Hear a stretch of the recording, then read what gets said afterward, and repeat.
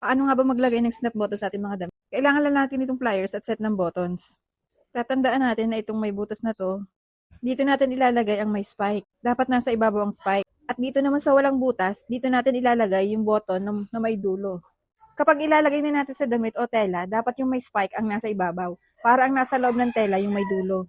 Ingatan lang natin yung paglalagay ng may spike. Baka masugatan tayo. Ibang-iba na nga pala ito doon sa lumang snap button na ginagamit natin. Kasi ito, mas pinahaba yung mga spike, mas pinatibay, at ginawa na nilang stainless steel para hindi matatanggal. Para naman doon sa pagdidikitan, ganun pa din. Yung may spike ang nasa may butas at yung button na may butas naman ang nasa walang butas. Kapag ididikit na natin sa tela, yung may spike naman ang nasa ilalim. Para ang nasa loob ng tela, yung may butas.